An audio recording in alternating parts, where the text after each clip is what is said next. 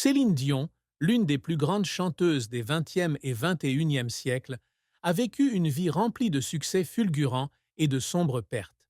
Pendant de nombreuses années, elle a gardé secret le côté sombre de sa vie personnelle, en particulier son mariage avec son manager et le grand amour de sa vie, René Angélil.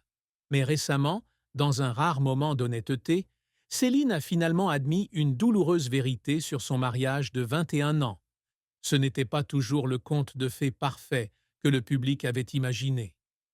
Née le 30 mars 1968 à Charlemagne, Québec, Canada, dans une famille nombreuse et pauvre, Céline a grandi avec la musique comme échappatoire.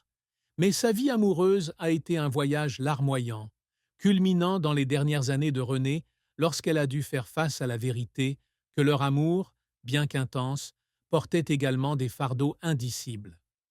Le mariage de Céline et René a commencé par une relation inhabituelle. Il était son manager, de 26 ans son aîné, et avait divorcé 2 fois avant de la rencontrer.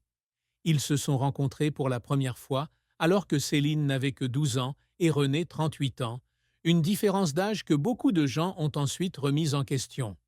Mais pour Céline, René n'était pas seulement l'homme qui a guidé sa carrière, mais aussi l'homme qui a façonné son cœur. Ils se fréquentent en secret depuis 1987, alors que Céline avait 19 ans, et se marient officiellement le 17 décembre 1994 lors d'un mariage somptueux à la basilique Notre-Dame de Montréal, qui est retransmis en direct à travers le Canada. Aux yeux du public, c'est une belle histoire d'amour, un témoignage de dépassement de toutes les barrières. Mais dans une récente interview avec Oda Kotb sur NBC en 2024, alors qu'elle avait 56 ans, Céline a révélé une vérité déchirante. J'aime René plus que quiconque, mais il y a des moments où j'ai l'impression que je ne suis pas la femme dont il a besoin, et il n'est pas toujours le mari dont je rêvais. Cette vérité ne concerne pas la trahison ou le manque d'amour, mais la pression invisible que tous deux doivent endurer. René, dans son rôle de mari et de manager, a souvent placé la carrière de Céline au-dessus de tout, y compris sa propre santé et leur bonheur personnel. Céline a admis qu'il y avait des moments où elle se sentait seule, même lorsqu'elle était avec René, parce qu'il était tellement occupé à faire d'elle une superstar internationale.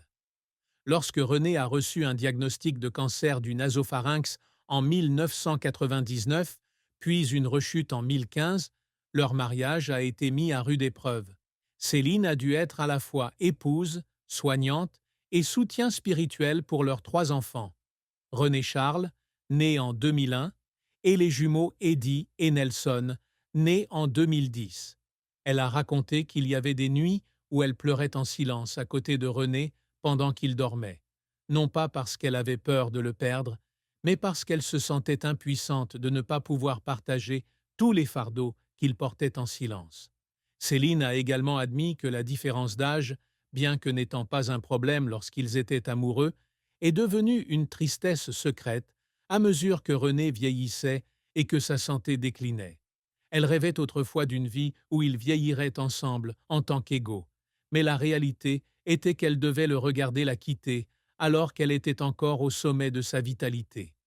Lorsque René est décédé le 14 janvier 2016, Céline a perdu non seulement son mari, mais aussi son compagnon de plus longue date, la laissant avec une amère vérité. Leur mariage, bien que beau, était plein de vides qu'elle n'a jamais eu la chance de combler.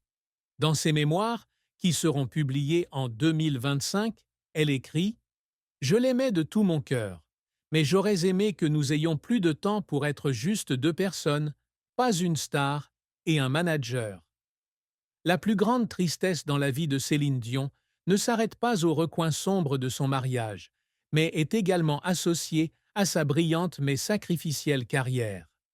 Cadette d'une fratrie de 14 enfants, Céline grandit dans une famille musicale, mais démunie matériellement. Ses parents, Adhémar et Thérèse Dion, ont fait beaucoup de sacrifices pour élever leurs enfants, et dès son plus jeune âge, Céline chantait dans le bar familial pour gagner de l'argent. Sa plus grande tristesse, comme elle l'a partagé dans un documentaire de 2024 intitulé « I Am », Céline Dion, a été la perte de René, Mais ce n'était pas seulement une perte personnelle, mais aussi la fin d'un voyage qu'il avait construit avec elle depuis le tout début. La carrière de Céline a commencé à exploser lorsque René a découvert son talent grâce à une démo que son frère lui a envoyée en 1981. D'une jeune fille timide du Québec, Céline est devenue une superstar mondiale avec des succès tels que The Power of Love, It's All Coming Back to Me Now et My Heart Will Go On, la chanson du film Titanic, 1997, qui lui a valu un Oscar et une série de Grammy. M